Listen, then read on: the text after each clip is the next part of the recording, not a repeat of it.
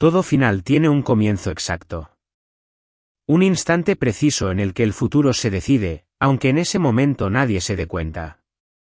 El nuestro no fue una traición ruidosa, ni una puerta que se cierra de golpe. Fue el sonido de una pluma estilográfica sobre un papel antiguo, en una notaría del centro. Recuerdo que él ni siquiera lo leyó. Dijo que era un trámite sin importancia, una formalidad antes de la boda, y que tenía prisa por llegar a una reunión. Mientras él firmaba con ese gesto rápido y seguro de quien se siente por encima de los detalles, yo lo observaba en silencio. Y en ese silencio, comprendí una verdad que tardaría 8 años en revelarse.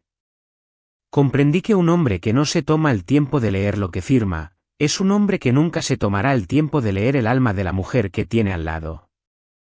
Él creía estar firmando un simple papel. Lo que no sabía es que estaba escribiendo el prólogo de su propio final. El aire en aquella sala era frío. O quizás era yo la que se había quedado helada por dentro. Sentada frente a mí, al otro lado de una mesa de caoba tan larga y brillante que parecía un abismo, estaba la vida que yo había intentado construir. Y junto a ella, los hombres que habían venido a demolerla. Estaba mi marido, Alejandro. Llevaba un traje a medida de un gris impecable, el color de la ambición que yo misma había ayudado a tejer. A su lado, con una expresión de poder contenido, se sentaba Javier Fuentes, el padre de su amante. Y flanqueándolos a ambos, un abogado cuyo rostro era una máscara de suficiencia profesional. Mi propio abogado, un hombre discreto llamado Mateo, permanecía en silencio a mi lado. Él ya sabía todo lo que iba a pasar. Yo también. La voz del otro letrado rompió el silencio. Era una voz pulcra, afilada, diseñada para cortar la esperanza en pedazos pequeños. Habló de mi supuesta traición, de mis años de engaño. Usó palabras como fraude, ocultación patrimonial y perjuicio moral. Yo escuchaba cada sílaba, cada acusación, como si estuviera viendo una obra de teatro en la que, curiosamente, yo era la villana. Me acusaban de haber fingido ser una mujer sencilla, sin recursos, para aprovecharme de la bondad de Alejandro. Mientras lo decían, miré a mi marido. Él mantuvo la vista fija en la mesa, en el reflejo distorsionado de su propio rostro sobre la madera pulida. No se atrevía a mirarme. Quizás temía ver en mis ojos el recuerdo de las noches en que le preparé la cena, o de las veces que remendé sus camisas cuando su único traje empezaba a desgastarse. Entonces llegó la exigencia. El abogado hizo una pausa dramática antes de pronunciar la cifra. 50 millones de euros. Esa era la cantidad que pedían como compensación por el daño que yo, su esposa pobre y fraudulenta, le había causado. 50 millones. Repetí la cifra en mi mente. No por el asombro, sino por la profunda y dolorosa claridad que trajo consigo. Era el precio final de nuestra historia. Alejandro, por fin, levantó la vista. En sus ojos no había duda ni remordimiento. Solo una codicia impaciente. En ese preciso instante, la última brasa de afecto que pudiera quedar en mi corazón se convirtió en ceniza fría. El hombre del que me enamoré, o del que creí haberme enamorado, ya no existía. En su lugar había un extraño, un oportunista que me miraba como si yo fuera una cuenta bancaria a punto de ser liquidada. No respondí. No discutí. El silencio, a veces, es la única respuesta digna ante lo absurdo. Lentamente, abrí el delgado portafolios de cuero que reposaba sobre mi regazo. Dentro no había un arsenal de documentos, ni pruebas, ni contraacusaciones. Solo había una única hoja de papel. Un folio de tamaño A4, ligeramente amarillento por el paso de 8 años. Lo saqué con cuidado y lo deslicé sobre la mesa. El papel se deslizó por la superficie barnizada, un pequeño barco blanco navegando por un mar oscuro, hasta detenerse justo en el centro. El abogado de Javier Fuentes lo tomó con gesto de fastidio, como si le estuviera entregando una servilleta usada. Empezó a leerlo. Su expresión cambió. Primero fue la confusión, luego la incredulidad. Volvió a leerlo, esta vez más despacio, sus labios moviéndose sin emitir sonido. A su lado, Javier Fuentes frunció el ceño, impaciente. Alejandro se inclinó hacia adelante, intentando descifrar qué podía contener aquel simple papel que había borrado la arrogancia del rostro de su abogado. El documento era un acuerdo simple. Se titulaba Régimen de Separación de Bienes.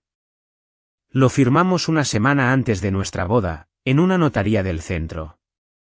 Recuerdo que Alejandro estaba apurado ese día. Tenía una reunión importante y apenas le echó un vistazo. Es un trámite sin importancia, cariño, me dijo mientras estampaba su firma con prisa. Una firma elegante y segura, la firma de un hombre que creía saberlo todo. La sala se quedó en un silencio absoluto. Un silencio tan denso que podía oír el zumbido de la luz fluorescente en el techo. El abogado dejó el papel sobre la mesa como si le quemara los dedos. Miró a Alejandro, luego a Javier Fuentes. Y en sus ojos, por primera vez, vi una grieta en la armadura. Vi el pánico. Aquel silencio en el despacho de los abogados actuó como un túnel del tiempo. De repente, el olor a cera y madera noble de la mesa desapareció. En su lugar, sentí el aroma a lluvia y asfalto mojado de un Madrid que ya parecía pertenecer a otra vida. Mi mente viajó 8 años atrás. Recuerdo perfectamente por qué me fui. Dejé atrás los muros de piedra de la finca familiar en el norte. Dejé atrás a los empleados que inclinaban la cabeza al verme pasar y el peso asfixiante de un apellido, la casa de Valoria, que se sentía más como una cadena de hierro que como un regalo. Quería escapar de la jaula de oro. Quería saber qué se sentía al ser simplemente Sofía. Una mujer anónima. Una mujer que caminaba por la calle sin que nadie analizara su vestimenta o su linaje. Llegué a Madrid buscando una verdad. Buscaba una vida que me perteneciera solo a mí, construida con mis propias manos y no heredada por derecho de sangre. Alquilé un pequeño piso interior en una calle estrecha. Trabajaba en una biblioteca de barrio, ordenando libros y recomendando novelas a ancianos solitarios. Era feliz. Por primera vez en mi vida, el aire que respiraba era mío. Y entonces, conocí a Alejandro. Fue en una tarde de otoño. Él entró en la biblioteca buscando refugio de un aguacero repentino. Era joven entonces. Tenía una energía nerviosa, casi eléctrica. Sus ojos oscuros brillaban con un hambre que yo confundí con pasión. Era un arquitecto recién graduado, lleno de planos en la cabeza y con los bolsillos vacíos. Me habló de sus sueños con una intensidad que me desarmó. Hablaba de transformar el horizonte de la ciudad, de construir edificios que tocaran el cielo. Yo le escuchaba. Eso era lo que él necesitaba. Alguien que le escuchara. Nos enamoramos con la sencillez de las cosas ordinarias. Nuestros lujos eran paseos largos por el Parque del Retiro y cafés calientes en bares ruidosos donde el suelo estaba lleno de servilletas de papel. Él creía que yo era una mujer humilde, contenta con mi sueldo de bibliotecaria y mis abrigos de lana barata. Nunca le corregí. Me gustaba cómo me miraba entonces. No miraba a la duquesa. No miraba una cuenta bancaria. Miraba a Sofía. Hubo noches en las que la verdad me quemaba en la garganta. Recuerdo una noche en particular, cuando él se lamentaba por no tener dinero para invitarme a cenar a un sitio elegante. Quise decirle que podía comprar el restaurante entero si quisiera. Quise decirle que mi familia poseía la mitad de los edificios que él admiraba. Pero me mordí la lengua. Hice una promesa silenciosa conmigo misma. Una promesa peligrosa. Le revelaría mi verdadera identidad solo cuando estuviera segura. Absolutamente segura. Necesitaba saber que él me amaba por lo que yo era, por mi esencia, y no por lo que yo tenía. Quería un amor limpio. Un amor que no necesitara ser pulido como la plata vieja de mi familia. Creí que era un acto de romanticismo. Creí que estaba protegiendo lo nuestro. Ahora, mientras observo su perfil endurecido en esta sala fría, me pregunto si fui ingenua. Me pregunto si mi silencio fue el primer error. Al hacerme pequeña para encajar en su mundo, al ocultar mi fuerza y mis recursos, quizás le enseñé algo terrible sin quererlo. Le enseñé que yo era alguien que podía ser ignorada. Le enseñé que mi papel era estar en la sombra, aplaudiendo sus éxitos, mientras él crecía y crecía hasta no dejar espacio para nadie más. Él se enamoró de una ilusión de sencillez. Y yo me enamoré de la ilusión de que un hombre ambicioso podría conformarse con el amor de una mujer simple. Ambos estábamos equivocados. Pero solo uno de nosotros iba a pagar el precio de ese error con una traición. Las grietas en un matrimonio rara vez aparecen con un estruendo. No son como un terremoto que derriba la casa de golpe. Son más bien como el agua que se filtra lentamente en la piedra. Gota a gota. Silenciosa. Hasta que un día, la piedra se parte en dos y te preguntas cuándo ocurrió. Para nosotros, el cambio llegó con su ascenso. Alejandro fue nombrado director de proyectos en Inversolis Global. De repente, el arquitecto soñador desapareció. En su lugar surgió un ejecutivo agresivo que medía el éxito por el grosor de su cartera y la marca de su reloj. Empezó a frecuentar un círculo nuevo. Gente de dinero rápido. Gente que hablaba muy alto en los restaurantes para que las mesas vecinas escucharan sus cifras. Y yo, por supuesto, tenía que acompañarlo. Era el adorno necesario, la esposa leal que completaba su imagen de hombre estable. Recuerdo una cena en particular. Fue el punto de inflexión. Habíamos quedado con dos de sus socios y sus esposas en un restaurante de moda en el barrio de Salamanca. Era invierno. Yo llevaba un jersey de lana gris perla. Lo había tejido yo misma durante las largas tardes de otoño. Era de cachemira pura, suave y cálido. Para mí, esa prenda tenía valor. Tenía mis horas, mi paciencia, el cariño de mis manos. La cena transcurría entre risas estridentes y conversaciones sobre inversiones inmobiliarias. Las otras mujeres llevaban vestidos de diseñador y joyas que brillaban demasiado bajo la luz artificial. En un momento dado, una de ellas, una mujer llamada Elena, señaló mi jersey. Con una sonrisa que no llegaba a sus ojos, me preguntó de qué colección era, porque le parecía curiosamente artesanal. Antes de que yo pudiera responder, antes de que pudiera decir con orgullo que era obra mía, Alejandro intervino. Soltó una risa seca. Una risa que yo no conocía. Dijo que a su mujer le encantaban las cosas rústicas. Dijo que yo tenía una mentalidad de ahorro muy arraigada. Lo dijo como si estuviera disculpándose por mí. Como si mi jersey fuera un error que él tenía la generosidad de tolerar. Sentí el calor subir a mis mejillas. No era vergüenza por mi ropa. Mi familia tenía telares con siglos de historia. Sabía distinguir la calidad mejor que nadie en esa mesa. Lo que sentí fue una profunda vergüenza ajena. Vergüenza por él. Por su necesidad desesperada de impresionar a gente que no le importaba. Bajé la mirada a mi plato. No dije nada. Dejé que cambiaran de tema, dejé que hablaran de sus viajes a las Maldivas y de sus coches nuevos. Pero algo se había roto. El trayecto de vuelta a casa fue silencioso. El coche olía a cuero nuevo y a la tensión que flotaba entre nosotros. Alejandro conducía con los nudillos blancos sobre el volante. Finalmente, rompió el silencio. No para disculparse, sino para reprocharme. Me dijo que tenía que esforzarme más. Dijo que ahora él era un hombre importante y que yo debía parecer la mujer de un hombre importante. Me comparó con Elena. Dijo que ella sí sabía cómo entrar en una habitación y llamar la atención.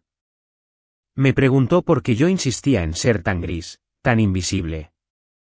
Sus palabras flotaron en la oscuridad del coche. No eran gritos. Eran dardos. Esa noche comprendí algo doloroso.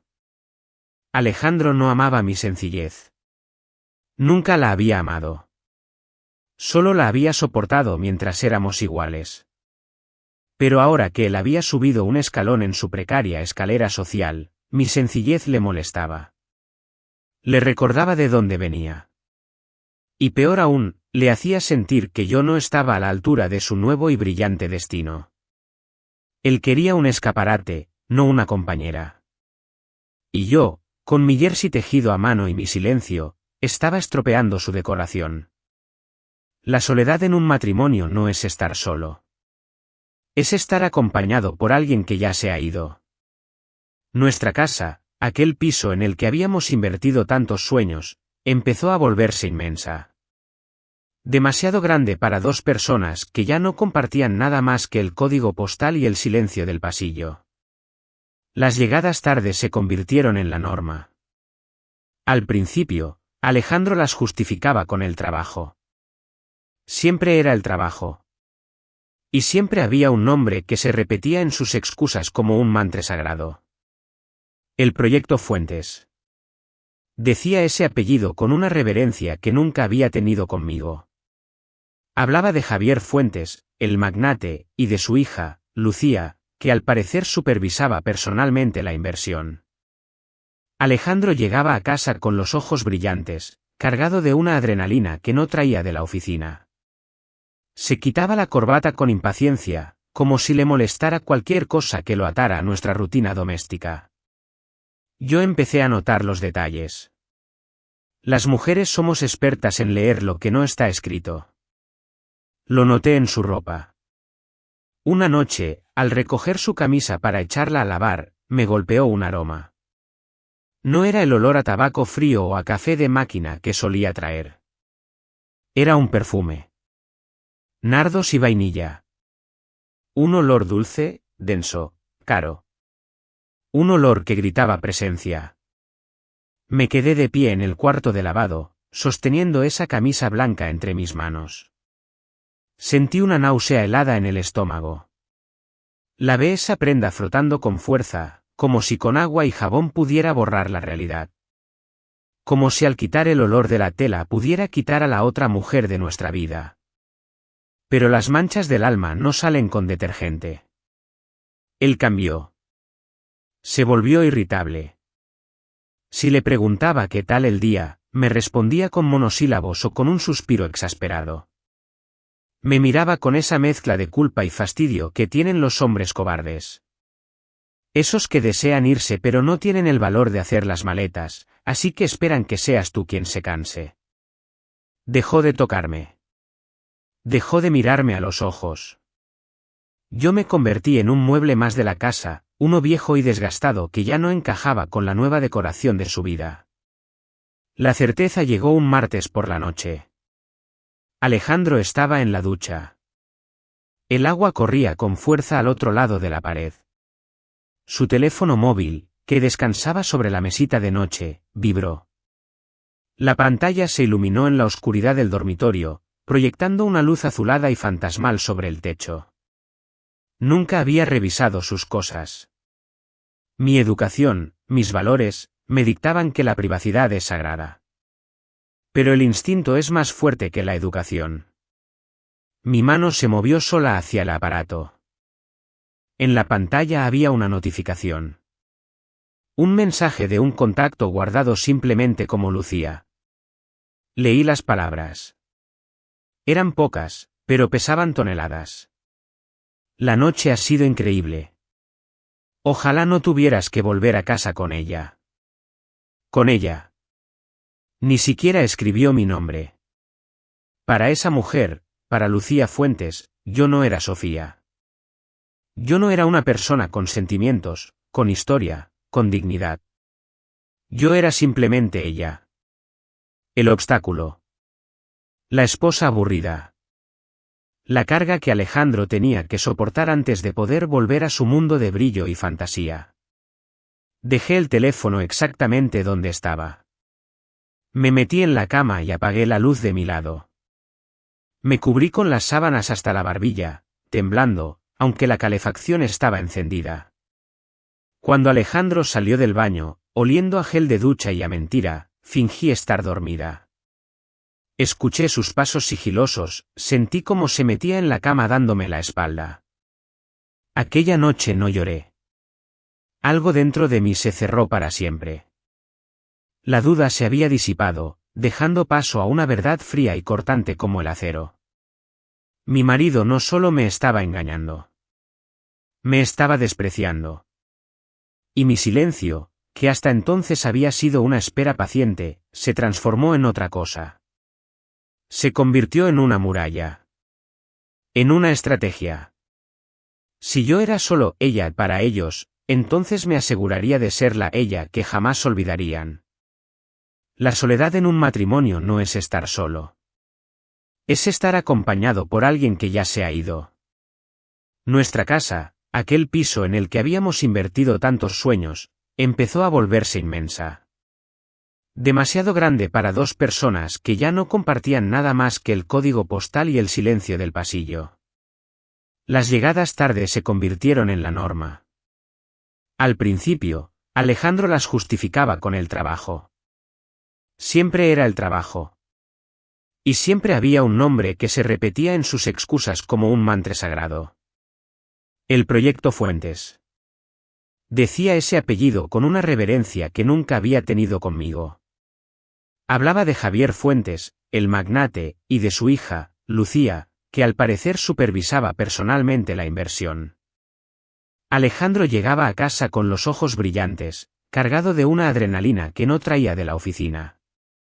Se quitaba la corbata con impaciencia, como si le molestara cualquier cosa que lo atara a nuestra rutina doméstica. Yo empecé a notar los detalles. Las mujeres somos expertas en leer lo que no está escrito. Lo noté en su ropa. Una noche, al recoger su camisa para echarla a lavar, me golpeó un aroma. No era el olor a tabaco frío o a café de máquina que solía traer. Era un perfume. Nardos y vainilla. Un olor dulce, denso, caro. Un olor que gritaba presencia. Me quedé de pie en el cuarto de lavado, sosteniendo esa camisa blanca entre mis manos. Sentí una náusea helada en el estómago. Lavé esa prenda frotando con fuerza, como si con agua y jabón pudiera borrar la realidad. Como si al quitar el olor de la tela pudiera quitar a la otra mujer de nuestra vida. Pero las manchas del alma no salen con detergente. Él cambió. Se volvió irritable. Si le preguntaba qué tal el día, me respondía con monosílabos o con un suspiro exasperado. Me miraba con esa mezcla de culpa y fastidio que tienen los hombres cobardes. Esos que desean irse pero no tienen el valor de hacer las maletas, así que esperan que seas tú quien se canse. Dejó de tocarme. Dejó de mirarme a los ojos. Yo me convertí en un mueble más de la casa, uno viejo y desgastado que ya no encajaba con la nueva decoración de su vida. La certeza llegó un martes por la noche. Alejandro estaba en la ducha. El agua corría con fuerza al otro lado de la pared. Su teléfono móvil, que descansaba sobre la mesita de noche, vibró. La pantalla se iluminó en la oscuridad del dormitorio, proyectando una luz azulada y fantasmal sobre el techo. Nunca había revisado sus cosas. Mi educación, mis valores, me dictaban que la privacidad es sagrada. Pero el instinto es más fuerte que la educación. Mi mano se movió sola hacia el aparato. En la pantalla había una notificación. Un mensaje de un contacto guardado simplemente como Lucía. Leí las palabras. Eran pocas, pero pesaban toneladas. La noche ha sido increíble. Ojalá no tuvieras que volver a casa con ella. Con ella. Ni siquiera escribió mi nombre. Para esa mujer, para Lucía Fuentes, yo no era Sofía. Yo no era una persona con sentimientos, con historia, con dignidad. Yo era simplemente ella. El obstáculo. La esposa aburrida. La carga que Alejandro tenía que soportar antes de poder volver a su mundo de brillo y fantasía. Dejé el teléfono exactamente donde estaba. Me metí en la cama y apagué la luz de mi lado. Me cubrí con las sábanas hasta la barbilla, temblando, aunque la calefacción estaba encendida. Cuando Alejandro salió del baño, oliendo a gel de ducha y a mentira, fingí estar dormida. Escuché sus pasos sigilosos, sentí cómo se metía en la cama dándome la espalda. Aquella noche no lloré. Algo dentro de mí se cerró para siempre. La duda se había disipado, dejando paso a una verdad fría y cortante como el acero. Mi marido no solo me estaba engañando. Me estaba despreciando. Y mi silencio, que hasta entonces había sido una espera paciente, se transformó en otra cosa. Se convirtió en una muralla. En una estrategia. Si yo era solo ella para ellos, entonces me aseguraría de ser la ella que jamás olvidarían. El final de nuestro matrimonio no llegó con gritos ni con platos rotos contra la pared. Llegó una tarde de martes, envuelto en una calma administrativa que resultaba mucho más cruel que cualquier insulto. Alejandro entró en el apartamento del barrio de Salamanca con su maletín de cuero y ese aire de importancia que se había convertido en su segunda piel. No me saludó. No me preguntó cómo había ido mi día en la biblioteca.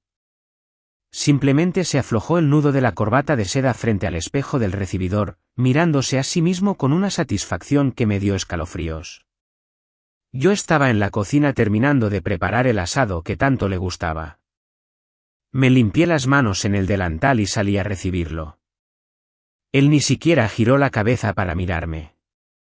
Sacó un sobre grueso de color amarillo de su maletín y lo dejó caer sobre la mesa de granito de la cocina. El sonido seco del papel golpeando la piedra resonó como un disparo en la casa silenciosa. Dijo que teníamos que hablar. Su voz era plana. Sin emoción. Como si estuviera despidiendo a un empleado incompetente. Se apoyó contra la encimera y cruzó los brazos. Me miró entonces. Pero no me miró a los ojos. Me miró de arriba abajo, deteniéndose en mis vaqueros gastados y en la camiseta de algodón simple que llevaba puesta. Hizo una mueca de disgusto, arrugando la nariz como si oliera algo podrido. Dijo que quería el divorcio. Sentí que el suelo bajo mis pies se inclinaba. El aire se escapó de mis pulmones. Le pregunté por qué. Le pregunté si era el estrés del trabajo. Le ofrecí ir a terapia de pareja. Mi voz temblaba. Yo todavía quería salvar lo nuestro.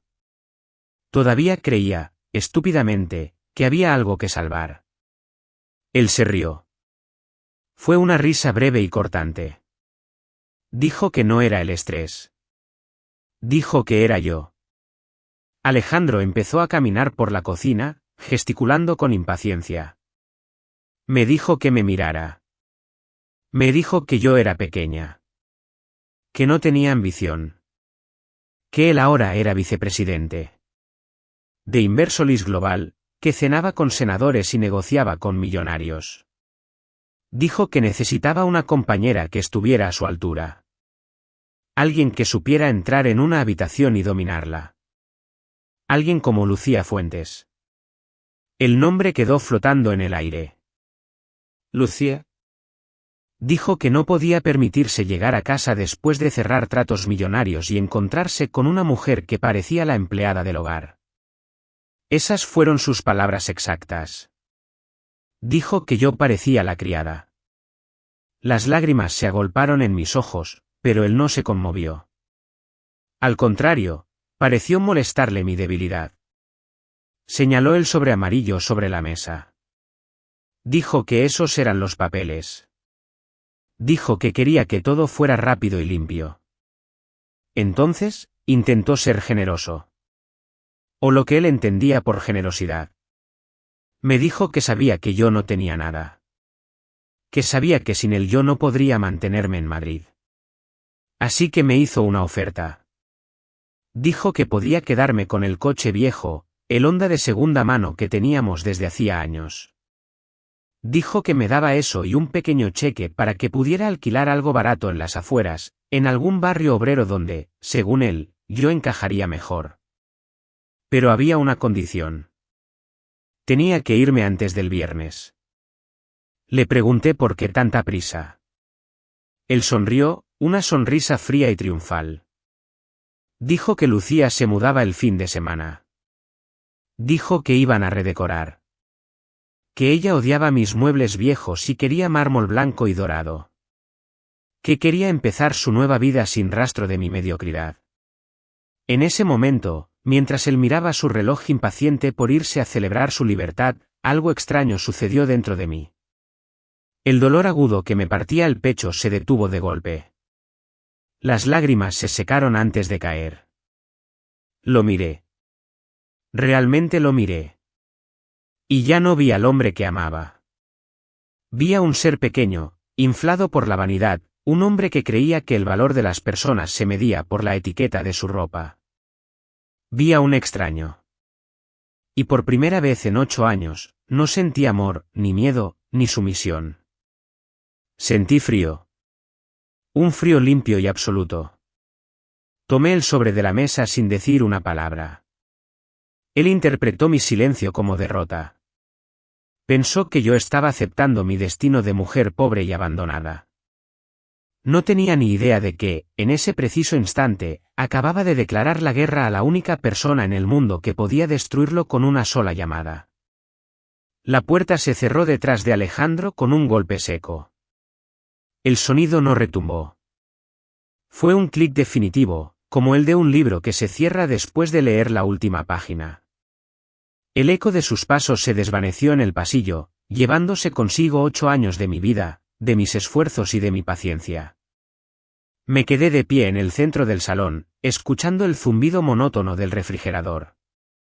Esperé las lágrimas. Esperé sentir ese dolor desgarrador que describen en las canciones, esa sensación de que el mundo se acaba. Pero no llegaron. El mundo no se había acabado. Simplemente, había vuelto a su eje correcto. En lugar de tristeza, sentí una extraña claridad. Una calma fría y metálica me recorrió la columna vertebral, enderezando mi postura. Mis hombros, que habían estado encorvados bajo el peso de intentar complacerlo, se relajaron. Caminé hacia el dormitorio. No miré la cama que habíamos compartido. Mis ojos pasaron de largo por las fotos de nuestra boda en la cómoda. Fui directa al armario empotrado. Aparté los abrigos de invierno y busqué en el estante más alto, allí donde Alejandro nunca miraba porque no le interesaba nada que no fuera suyo. Saqué una vieja caja de madera de olivo. Olía a lavanda seca y a recuerdos. Dentro, envuelto en un paño de terciopelo azul oscuro, estaba mi secreto. Un teléfono satelital negro, pesado, un modelo antiguo pero indestructible. Lo había mantenido apagado durante casi una década. Era mi ancla con el pasado. Era el único hilo que me unía a un mundo que había prometido dejar atrás por amor. Un mundo de obligaciones, de protocolos estrictos y de un poder silencioso que Alejandro ni siquiera podría imaginar en sus sueños más salvajes. Durante años, había fingido ser pequeña para que él pudiera sentirse grande. Había recortado mis alas para caber en su jaula de apartamento alquilado y cenas recalentadas. Pero el experimento había terminado. Sofía, la bibliotecaria tímida, la esposa abnegada que contaba los céntimos para llegar a fin de mes, había muerto en esa cocina unos minutos antes. Encendí el teléfono. La pantalla parpadeó con una luz verde que iluminó mis manos en la penumbra. Marqué un número que mis dedos recordaban mejor que mi propio nombre. Un tono. 2 tonos. Residencia de la Casa de Valoria, respondió una voz grave y familiar al tercer tono. Sentí una punzada profunda en el pecho al escuchar a Arturo. Él me había enseñado a montar a caballo antes de que aprendiera a caminar. Había servido a mi abuelo y a mi padre con una lealtad inquebrantable. Ahora me servía a mí. Arturo, dije. Mi voz sonó diferente en la habitación vacía. Ya no era el susurro temeroso de la mujer que acababa de ser abandonada. El temblor había desaparecido. Era una voz firme, grave. Era la voz de mi abuela. Una voz acostumbrada a dar órdenes que no se discuten.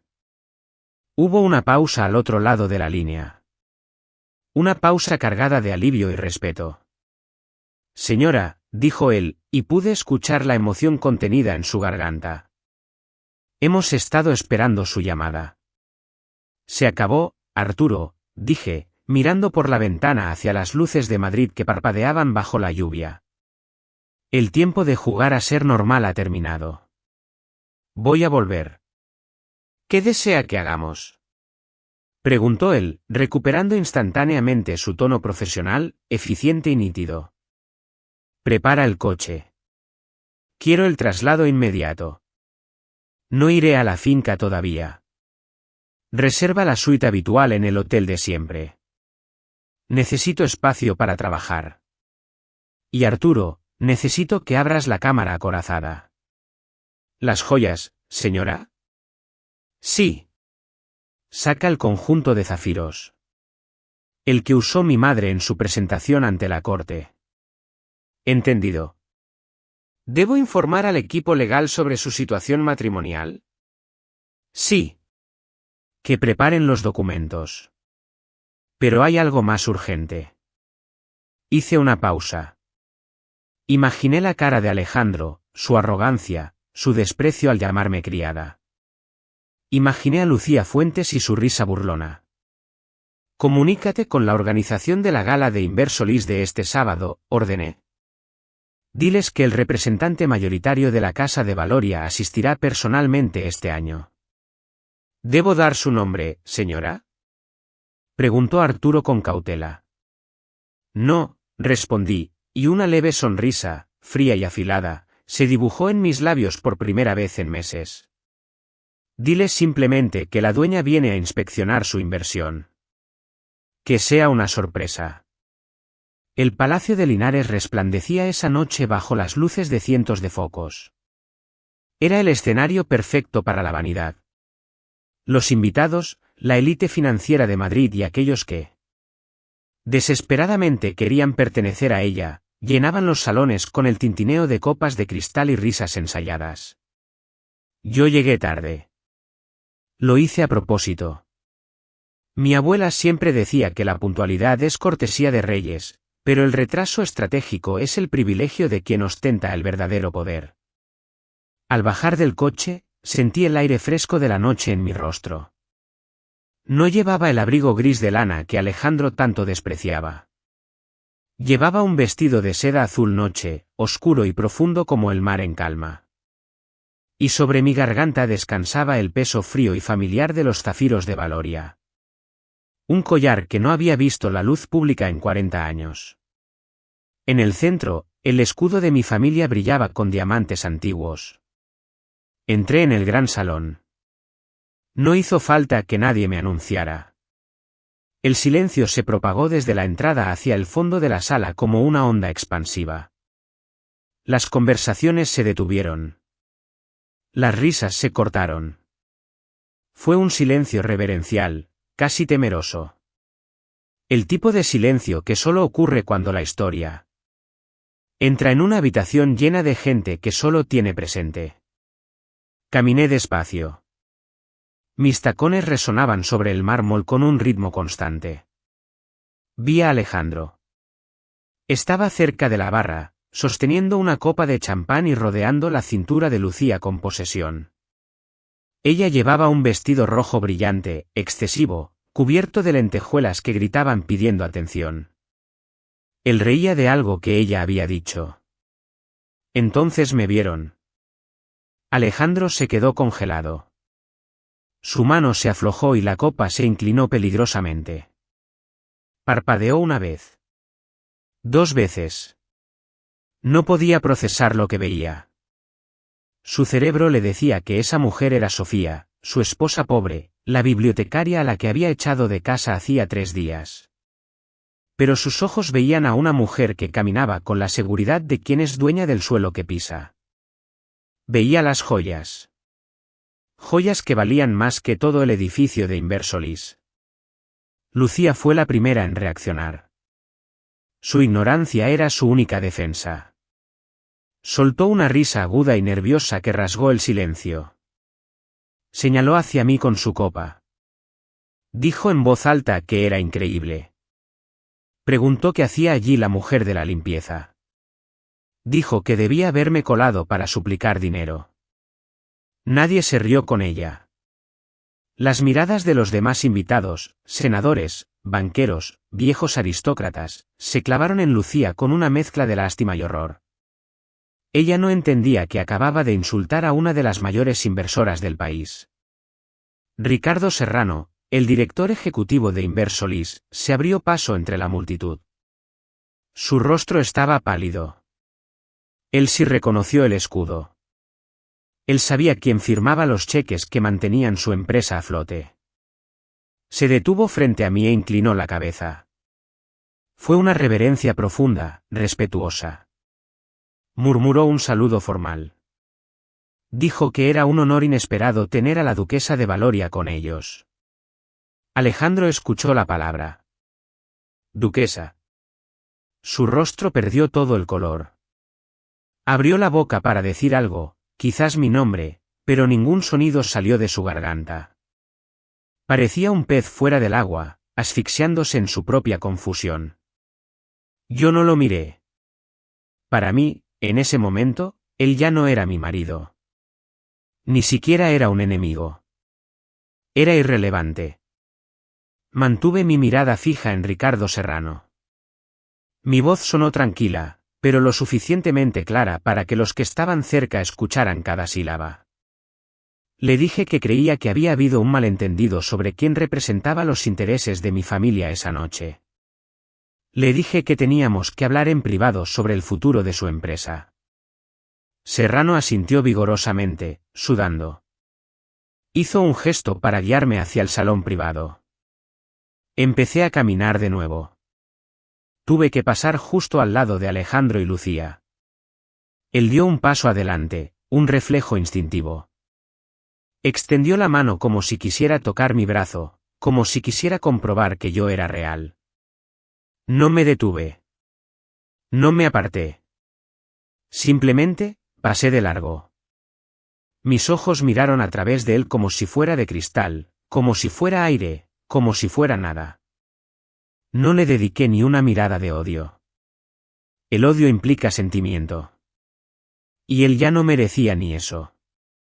Lo dejé atrás, de pie en medio de la sala, con la mano extendida hacia el vacío y el peso de su error cayendo sobre él como una losa de hormigón. Si han llegado hasta aquí, por favor comenten el número 1 justo aquí debajo. Así sabré que todavía hay amigos que me acompañan en este viaje. Su presencia es el mayor aliento para que pueda contarles la parte final de esta historia. El abogado de la parte contraria terminó de leer el documento. Dejó escapar un suspiro largo, el sonido de un globo pinchado que pierde todo su aire. Se quitó las gafas y miró a Javier Fuentes con una expresión de derrota absoluta. Le explicó, en voz baja pero clara, que no había nada que hacer. El régimen de separación de bienes que Alejandro había firmado 8 años atrás era blindado. Especificaba claramente que cualquier patrimonio heredado o gestionado por la Casa de Valoria permanecía fuera del matrimonio. No había fraude. No había engaño. Solo había un hombre que, cegado por su propia prisa y su desinterés, había renunciado a todo derecho sobre mi fortuna antes incluso de decir si quiero. Javier Fuentes era un hombre de negocios. Y los hombres de negocios saben cuándo cortar una pérdida. Se puso de pie, alisándose la chaqueta. Miró a Alejandro, pero ya no había camaradería en sus ojos. Ni siquiera había lástima. Solo había el desprecio frío que se siente por una herramienta que se ha roto y ya no sirve para nada. Hizo una señal a su equipo legal. Recogieron sus maletines de piel costosa. Javier Fuentes se marchó sin decir una palabra, sin despedirse, dejando a Alejandro solo en medio de la sala. El portazo de su salida resonó como una sentencia. De repente, La habitación se sintió enorme. Solo quedábamos nosotros. Alejandro, yo y el silencio acumulado de todos nuestros años juntos. Él seguía sentado. Parecía haber encogido dentro de su traje gris. La arrogancia se había evaporado, dejando a la vista a un hombre asustado y común. Miró la puerta por la que habían salido sus supuestos aliados y luego, lentamente, giró la cabeza hacia mí. Sus ojos buscaban los míos. Intentó sonreír. Fue una mueca triste, un intento patético de invocar el encanto que una vez me había enamorado. Se aclaró la garganta. Murmuró mi nombre. ¿Sofía? Lo dijo suavemente, como si probara una palabra en un idioma que había olvidado hablar. Se inclinó sobre la mesa, extendiendo una mano temblorosa hacia mí. Dijo que podíamos hablar. Dijo que todo había sido una locura, un malentendido provocado por la presión de los Fuentes. Dijo que, en el fondo, nosotros siempre habíamos sido un buen equipo. Incluso se atrevió a decir que todavía podíamos arreglarlo. Yo lo miré.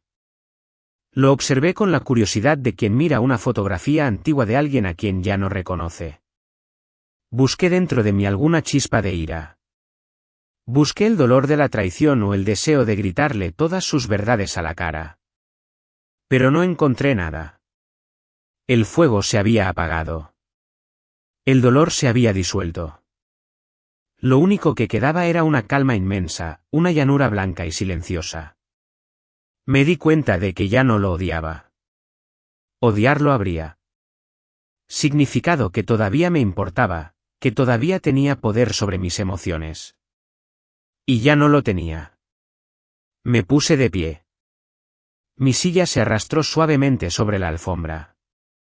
Alejandro se levantó también, con un destello de esperanza en la mirada. Creyó que iba a discutir. Creyó que iba a negociar. Creyó que iba a darle la oportunidad de manipularme una vez más. No dije nada. Le dediqué una última mirada. No fue una mirada de desprecio, sino de despedida. Me despedí del hombre que creí que era. Me despedí de los años que le regalé. Me despedí de la chica ingenua que tejía jerseys de lana esperando que eso fuera suficiente. Me di la vuelta. Caminé hacia la salida con paso firme. Escuché que él me llamaba una vez más, con la voz rota por la desesperación. Sofía, espera. No me detuve. No aceleré el paso. Simplemente seguí caminando. Crucé el umbral de la puerta. Mi abogado, Mateo, me siguió y cerró la puerta tras de nosotros. El sonido del cierre fue suave. Un clic metálico y definitivo. Al otro lado de esa madera, dejé a Alejandro a solas con lo único que realmente había ganado en este divorcio. Su propia ambición vacía. Han pasado 12 meses. Las estaciones en Madrid han cambiado, tiñendo los árboles del Paseo de la Castellana de ocres, luego desnudándolos con el frío del invierno, y vistiéndolos de nuevo con el verde intenso de la primavera. Mi vida también ha cambiado de color. Ya no tiene ese tono gris de la espera y la sumisión. Ahora tiene el color de la madera antigua, del papel de los libros y de la luz clara que entra por los ventanales de mi despacho. Ahora paso mis días en la sede de la Fundación Casa de Valoria. Es un edificio antiguo, con suelos que crujen suavemente y techos altos. Aquí no hay gritos. No hay la urgencia histérica de la bolsa ni la frialdad de los negocios puramente financieros. Aquí el tiempo se mide de otra manera. Mi trabajo ya no es esconderme. Mi trabajo es dar. Hemos iniciado un proyecto inmenso para restaurar 3 monasterios románicos en el norte, salvando siglos de historia que estaban a punto de derrumbarse. También he creado un programa de becas. Lo llamé Becas Sofía, usando solo mi nombre de pila, sin títulos. Son para jóvenes que tienen talento en las manos y sueños en la cabeza, pero cuyos bolsillos están vacíos. Jóvenes como yo fingí ser, pero que no tienen una red de seguridad debajo. Me gusta sentarme en mi escritorio y leer sus cartas. Me gusta firmar los cheques que cambiarán sus vidas, sabiendo que ese dinero no se gastará en trajes de diseño o cenas para impresionar a nadie, sino en libros, en violines, en herramientas. En este silencio productivo, encontré algo que no sabía que había perdido. Encontré mi dignidad. Me di cuenta de que mi valor nunca residió en ser la esposa perfecta de Alejandro, ni en ser la sombra que le permitía brillar. Mi valor estaba aquí. En mi capacidad de usar mi herencia para construir algo que permanezca cuando yo ya no esté. Ayer por la tarde, Arturo entró en mi despacho. Traía una bandeja con té y una carpeta de documentos para firmar. Mientras dejaba la taza de porcelana sobre la mesa, se detuvo un momento. Arturo nunca habla por hablar.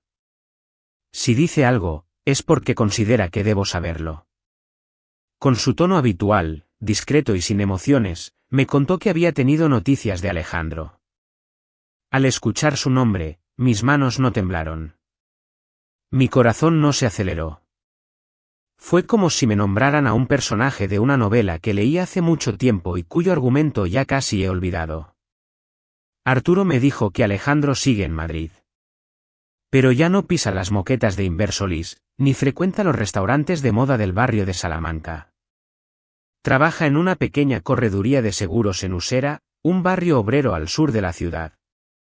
Me contó que vive en un apartamento interior, pequeño y oscuro.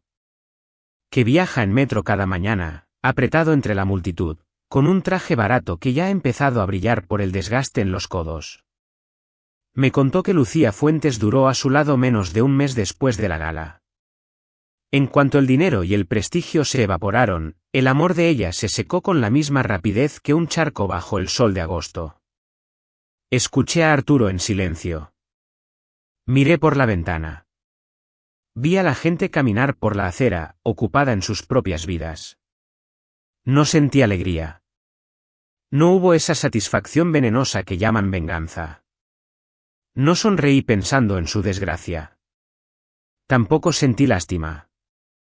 La lástima es un sentimiento que se reserva para aquellos que sufren desgracias injustas, no para quienes cosechan exactamente lo que sembraron con tanto esmero.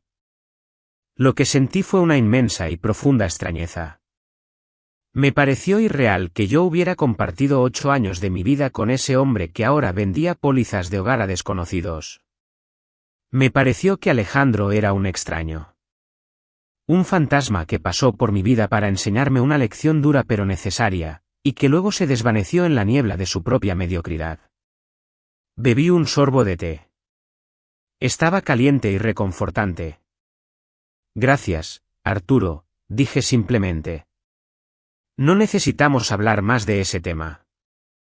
Él asintió y se retiró, cerrando la puerta con suavidad. Me quedé sola en mi despacho, rodeada de mis libros y mis proyectos, sintiendo una paz absoluta. El pasado estaba, por fin, donde debía estar. Detrás de mí. Y frente a mis ojos, solo había futuro. Esta mañana, mientras regaba los geranios del balcón de mi despacho, me he quedado mirando el ir y venir de la gente en la calle. Un flujo constante de vidas anónimas, cada una con su propia historia de alegrías silenciosas y penas secretas. Y me he dado cuenta de que mi historia no es tan diferente. Al final, todas las historias humanas hablan de lo mismo. De la búsqueda de amor y del miedo a no ser suficiente. He pensado mucho en Alejandro durante este último año. No con rencor, sino con la distancia de un médico que analiza un caso clínico. He intentado comprender dónde se torció todo. Y creo que, por fin, lo he entendido. El fracaso de Alejandro, su verdadera ruina, no fue quedarse sin dinero o perder un trabajo prestigioso. Su tragedia fue mucho más íntima. Él cometió el error de creer que el valor de una persona se puede medir por el brillo de su reloj o por el precio de su vestido. Juzgó mi alma por la sencillez de mi ropa y mi lealtad por la ausencia de joyas en mi cuello. Pasó 8 años sentado junto a un tesoro, pero estaba tan ocupado mirando los escaparates de la calle que nunca se dio cuenta de lo que tenía en casa. La suya es una historia de ceguera.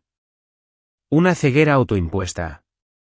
Con el tiempo, también comprendí algo más profundo sobre él, y quizás sobre muchos hombres como él. Su traición no nació de mi supuesta debilidad, sino de su propia y profunda inseguridad. Alejandro me dejó no porque yo fuera poca cosa, sino porque, en el fondo, él se sentía así. Su ego era una construcción frágil, un edificio de cristal levantado sobre cimientos de apariencias. Necesitaba sentirse indispensable, el salvador, el proveedor de un mundo que yo, su humilde esposa, no podría alcanzar sin él. Mi calma, mi autosuficiencia, mi contentamiento con las cosas simples, todo eso era una amenaza para él. No podía soportar la idea de que yo no lo necesitara desesperadamente para ser feliz. Mi fortaleza silenciosa era un espejo que le devolvía el reflejo de su propio vacío. Y en lugar de enfrentarse a ese reflejo, eligió romper el espejo. Buscó a una mujer como Lucía, un trofeo brillante y hueco, porque al lado de ella, él podía sentirse grande, poderoso. Un rey. Aunque fuera el rey de un reino de cartón. Pero la lección más importante que he aprendido en este viaje no tiene que ver con él. Tiene que ver conmigo. Durante mucho tiempo, me pregunté si mi victoria había sido aquella noche en el Palacio de Linares, viendo su rostro descomponerse por la sorpresa. O si fue en el despacho de los abogados, con aquel simple papel que desmanteló su codicia. Hoy sé que no fue así. Esas fueron solo las consecuencias. Mi verdadera victoria, la única que realmente importa, fue mucho más silenciosa. Fue el momento en que me di la vuelta y caminé hacia la puerta de aquel despacho, sin malgastar una sola palabra en defenderme. Fue la decisión de recoger mi dignidad hecha pedazos del suelo y marcharme, sin darle a él, ni a nadie, el poder de una última discusión. El triunfo no estuvo en humillarlo. Estuvo en liberarme de la necesidad de hacerlo. Aprendí que la dignidad no se defiende con gritos, sino que se ejerce con el silencio. La verdadera fuerza no es la capacidad de devolver el golpe, sino la sabiduría para elegir qué batallas no merecen tu energía. Me fui sin explicar nada, no porque no tuviera nada que decir, sino porque la persona a la que tenía que decírselo ya no era capaz de escuchar. Y cuando alguien no puede entender tu silencio, es imposible que entienda tus palabras. Ahora vivo en paz. Una paz que no depende de nadie más. Una paz que he construido yo misma, pieza a pieza, como el jersey de lana que tejí hace años. No sé qué será de Alejandro. Le deseo que, algún día, encuentre un valor que no se pueda comprar ni vender. El valor no se lleva en la cartera, sino en el carácter. La realeza no es un título. Es una forma de ser. ¿Y ustedes, creen que el silencio puede ser, a veces, la respuesta más poderosa? La historia de Sofía termina aquí. ¿Qué piensan de su decisión final? ¿Habrían hecho algo diferente en su lugar? Por favor, compartan sus reflexiones en los comentarios. Les aseguro que leo cada una de sus palabras con mucha atención. Si este relato les ha hecho pensar, o sentir algo especial, no olviden dejar una muestra de aprecio, compartirlo con alguien a quien crean que también podría conmover, y suscribirse para no perderse los misterios y las historias que están por venir. Nos encontramos en el próximo relato. Y quién sabe, quizás la próxima vez, el protagonista sea usted. El propósito de este vídeo es combinar educación y entretenimiento. A través de su contenido, buscamos transmitir lecciones de vida y reflexiones a los espectadores. Los nombres de los personajes, las situaciones y las ubicaciones han sido modificados a partir de historias reales e información recopilada con el fin de proteger la privacidad y la identidad de personas y organizaciones. Se recomienda precaución antes de ver o escuchar el vídeo.